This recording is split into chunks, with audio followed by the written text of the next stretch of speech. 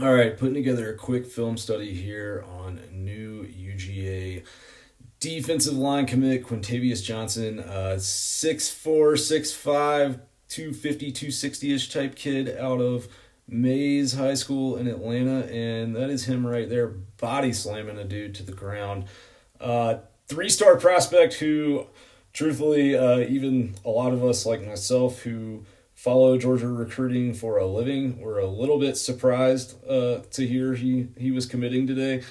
And then you turn on the tape and you start talking to some people around Atlanta, high school coaches, and this kid is a freak athlete. Good pass rush move there, gets upfield, cuts back inside, makes the sack. These are just midseason highlights from his 2022 junior season that he put up on Huddle, but even in just a few games of tape, you see the athletic potential. Lined up as a true hand in the dirt defensive end type player, and I think that's where he'll play at Georgia. That's where he projects. But really twitchy kid, gets off the ball very very quick.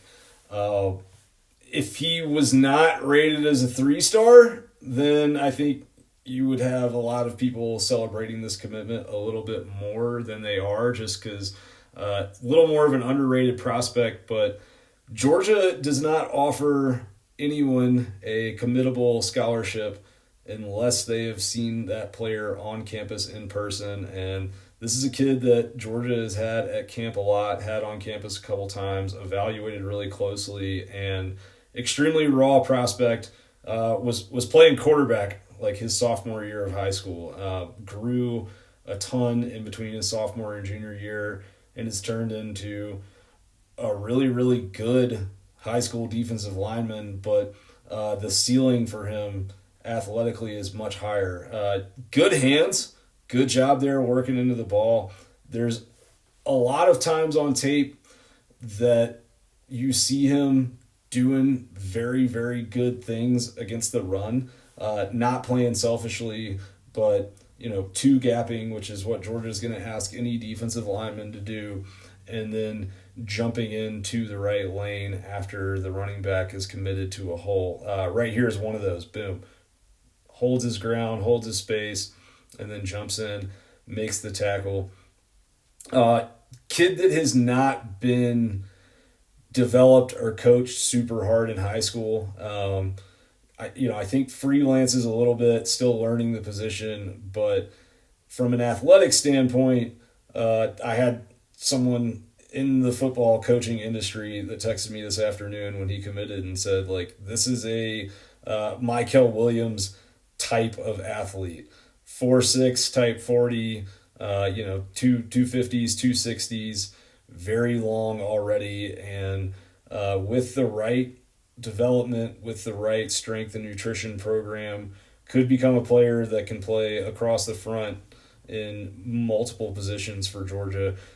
Definitely more of a developmental prospect, but the thing to remember about UGA and Kirby Smart when it comes to 3-stars is that they put about 25% of their 3-star recruits into the NFL draft. The national average is about 5.5%, 6%. So they're hitting on 3-star evals at about 4 to 5 times the rate of the rest of college football.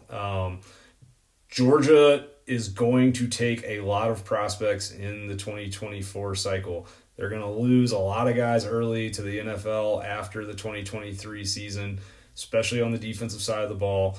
And what do we know about how Georgia has gone back-to-back? It's all about the line of scrimmage.